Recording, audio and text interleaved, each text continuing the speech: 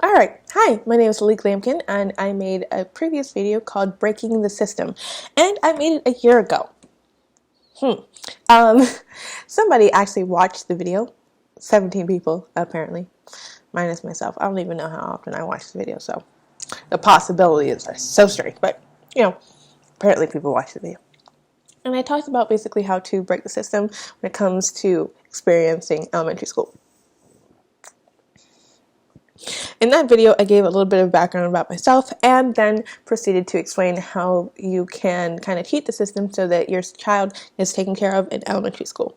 Excuse me for talking way too quickly, but I really want to get back to eating breakfast, and I decided to do this because I just wanted to get it out of the way. And I knew that I was going to forget to do it later, so here we go. Alright, on to middle school. So, breaking the system in middle school. Relatively simple and relatively straightforward as well. So, when your child is inducted into 6th grade, it's pretty easy from then on, but you want them to take as many honor level courses as possible. So I was able to take advanced math in 6th grade, which I believe I supposedly tested into.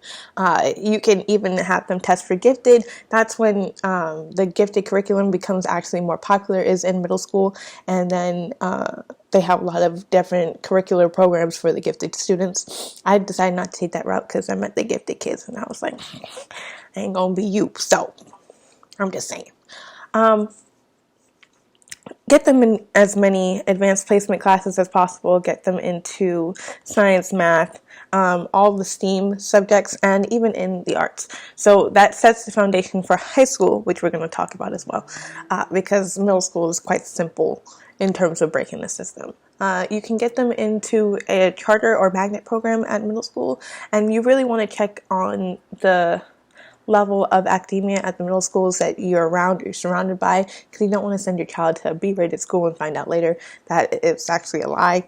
And even though the school may be rated well academically, then you go there and you meet the students, and the students are cruel or they're mean, or your child tells you that they're having problems at school, which is very, very important, because when they have that basis for interacting with people well in middle school, when they get to high school, it's going to be easier for them to transition, and high school can be very difficult.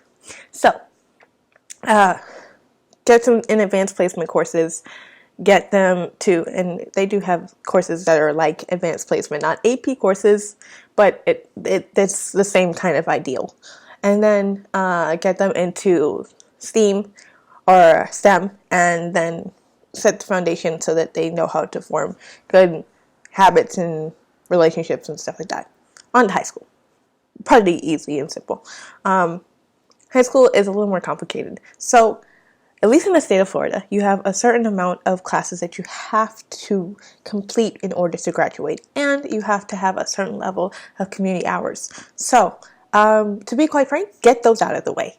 Don't waste your time in high school letting somebody else create your curriculum, not curriculum, excuse me, but your schedule, your school schedule, or don't waste your time just kind of picking classes that you think you would be interested in. Pick the classes that you absolutely need, and within the first 2 years, get them done. Okay? You waste your time if you're waiting to your last year in high school and you haven't completed all the classes that you absolutely need as a requirement. Fortunately for me, I didn't even know that there were classes that I absolutely needed as a requirement. It was something that my mom actually knew, being a teacher, and she helped me to complete them. And by junior year, I was finished, and then I just graduated. So that's how you get out of high school early. That is how you stop yourself from wasting time, and then you can find other things that you need to invest your time in. So, that would be my biggest advice. Even though I was able to skip a grade and I got a lot of other opportunities in high school, I would highly suggest that you complete just the bare minimum requirements and then get your life over with and keep going. Okay? High school in some ways for people was like the best time of their life, and it was so great. Yeah, that's kind of pathetic. I'm going to let you sit in silence and ruminate on that. It is pathetic. When it's high school is the best time of your life, I'm like, why? What's best about it? All of you are hitting puberty, past it a little bit, and you think you're an adult, but you're not. There's nothing great about high school. I mean, sure, there was stuff that was great about it when I was there, but now it's like, whatever. I would not trade that for anything. Like, I would not go back to that at all.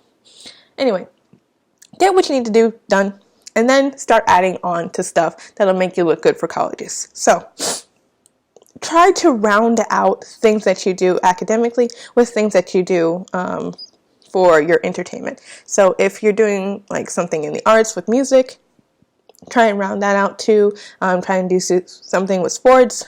Try to cover as many bases as possible, but also be doing stuff that you're interested in. I did a lot of stuff where I was reading a lot because that's something I love to do, and I did the arts. And those were the two things that I was mostly interested in. I wasn't particularly interested in sports, even though somebody tried to get me in that, and I was like, no, thank you. It wasn't my field. Even though I did do sports, and I did do some sports before that. So this is a shirt from rescue training I did at the beach, at my local beach. So that was my sport thing back in the day, but it's experience that you can put on your college academic transcript. So, not your transcript, excuse me, the application. When they ask you questions, that you can put these things, you can list them. Anyway, you can do a whole bunch of clubs as much as you want. Just try and be consistent.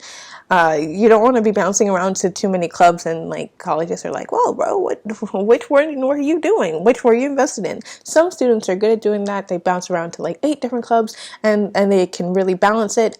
But in terms of really honing down on your skills and your skill set, it looks better when you have more consistency. You were in this club for all 3 years or all 4 years or 2 years, and you did very well. You got to this point in the club, and you won awards for it or whatever.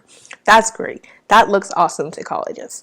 The next thing that you also want to do, try and rack up community service hours, not just because you need numbers, but because you actually want to help your community. So when you're doing community service, you can do something like, I would say pick like a version of community service. For me, it was environmental community service. I would go out of my way to help the environment and stuff like that. I was in a club dedicated to environmental community service. So that's something that looks really good because it not only was there consistency in what kind of community service I did, but also consistency in the club that I also pursued in school because of the community service, and it had the same aspect. So those kind of things make sense and look good on paper. So there are a bunch of clubs that you can do stuff like that too as well. And when you become active in your environment too, later on, when you go searching for jobs or you go out of state, people also recall you, and they'll give you more recommendations later. So you don't have to particularly go to just one teacher that you had in school or 2 teachers you had in school or teachers at all. When you have a background in pursuing stuff outside of your school, you know people in your environment that will give you recommendations. Granted, you have to be living in a kind of place where you can have that kind of discussions with people that you like and and they'll have the discussions with you, and they can give you those, but you can do that pretty much anywhere you are. At some point, I would hope that anywhere you are, you have that ability to do that or be active in your community. But, some people live in a shack, literally. So, try your best. And always look for like 1 or 2 teachers that are at least good. 1, 2 teachers that know your personality, really understand you as a human being, that will give you not biased recommendation letters, but mostly recommendation letters that actually bring out what your personality is, and they saw you for you and who you were.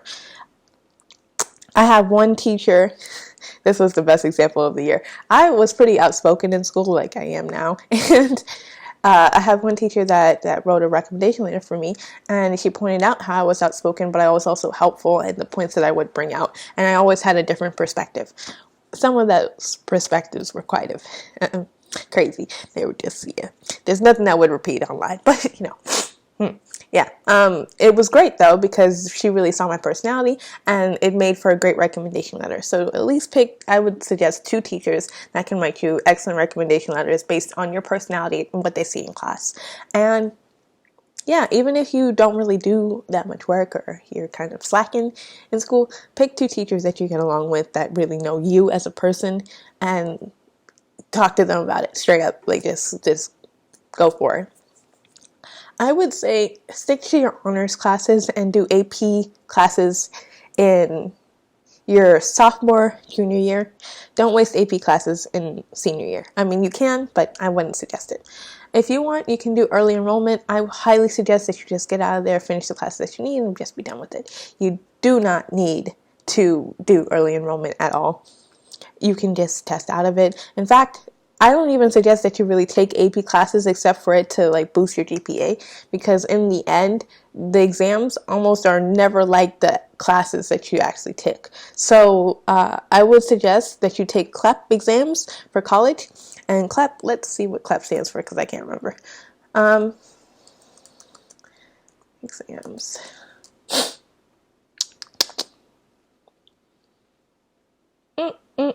Okay, so CLEP stands for College Level Examination Program. Great, perfect. So College Level Examination Program, basically it is exams which cover the material that you would have taken in your first couple of college classes. So you can take a CLEP exam for English 1 in college, you can take a CLEP exam for English 2, you can take a CLEP exam for Spanish and stuff like that. Stuff that they would count towards having an AP human class or human geography class. I don't even know why I took an AP US history class, and there was not a single US history class college course that I ever took in my life. And I'm almost done with college. What? Anyway, so yeah, just take the CLEP exams, especially if you're going into a higher level AP class. If you're worried about passing the AP exam, don't worry about it. I mean, it helps, but I wouldn't suggest it. You can take the CLEP exam even if you don't want to take AP classes, even though I sincerely hope you do, because they really boost your GPA and it looks really good, I'm just saying. And your HPA is even better. Think smart, people. Just do it. Rip the Band-Aid off and do it. And then forget the test, whatever was the test. Okay. The CLEP helps in 100 different ways, because you can just take that course and then you can receive the information and then you can translate that to the test. So it's a lot easier than your average AP exam, and then you get that college course credit, so you don't have to take it later. And even though the CLEP it can be expensive, or I think it's reasonable, I suppose. I highly suggest that you take it. It helps a lot. It says $85. That's $85 compared to like your class credit, which could be anywhere from $500 to $1,000 for a class. A 3-credit class. Just pay for it, and you're done. So do your CLEP exams if you don't think you can pass the AP exams, and more than likely the AP exams will be completely worthless to you. It was to me. Yeah.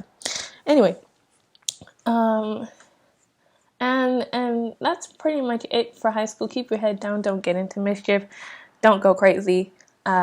Sometimes, your teachers won't be great.